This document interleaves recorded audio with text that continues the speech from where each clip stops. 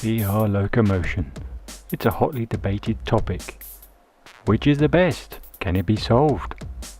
Well, there is a piece of software that claims to have solved the locomotion problem. It's available on Steam, you can download it for free. It works with both Vive and Rift, and if you have a set of motion controllers, then why not try out Freedom Locomotion VR?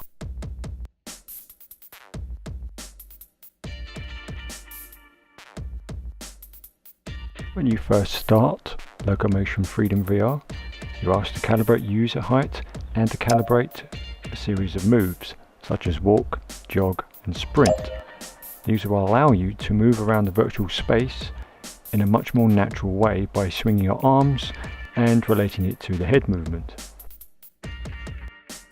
Inside you have a set of virtual hands, and on your wrists there is actually a very useful watch with the time and date. Once you've calibrated your movements, such as walk, you may need to make some adjustments to these values to give you a much more realistic feeling of movement. This can be done by a very simple menu-driven system which allows you to select different movement modes, such as the dash step or the blink step. But for this video I'll be using the chaos system. As for me, I have no comfort problems with it, although there is a set of presets such as movement speeds and the sensitivity presets. So at the moment I put it onto medium, and then we can adjust the movement from the head and the arm swing, so it's too fast or too sensitive or not sensitive enough for you. You can make these adjustments and bring it into a much better immersion feeling and to combat any VR sickness.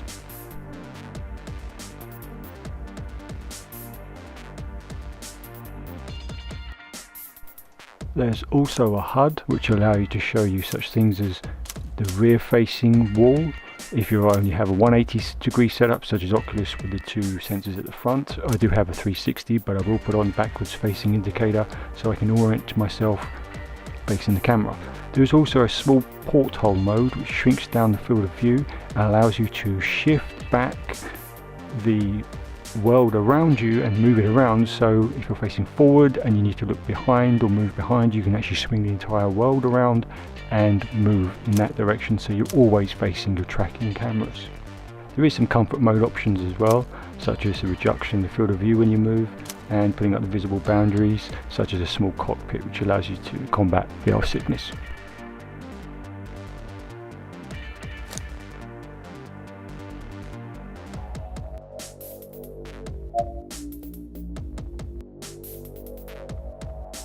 So once everything's calibrated and set up, simulate walking. Just hold down the left thumbstick, push it forwards or push it backwards if you want to travel backwards, and the direction you travel in is based upon the direction and orientation of the controllers.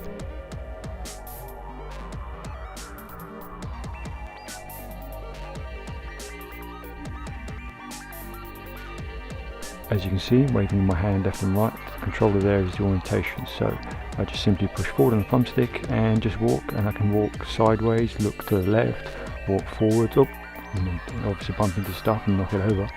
But then you can start sprinting along and jogging and sort of just enjoying the scenery around you at a leisurely pace.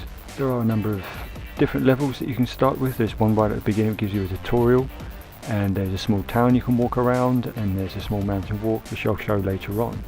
But for now, let's show the additional mechanics of this, which is the climbing mechanics. And this allows you just to use the trigger buttons or the grip buttons and just to grab procedurally edges and ledges and objects in order to climb them. And this is a fantastic mechanic. It works really well. It doesn't make you feel disoriented, doesn't make you feel VR sickness, unless of course you decide to look over the edge. Yeah, that's quite a distance, but the general mechanics of it is fantastic. You can feel the haptics when you're grabbing, and you can choose what surfaces and what ledges you wish to grab.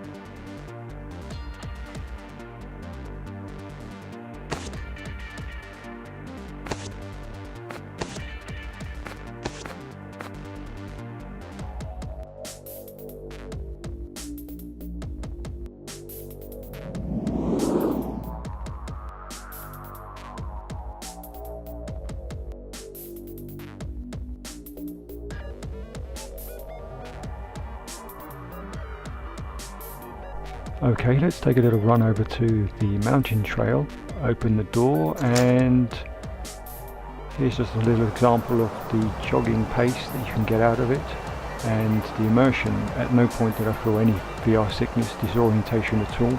The only thing you have to get used to is that in this mode there is a mode to turn it off, but you've got to be careful of the directions that your controllers are facing in. As you can see, sometimes I step to the side and sometimes it jumps a little bit. You can turn that feature off and just use the pure thumbstick in which to set the direction. That's generally the mechanics of this. It works very well.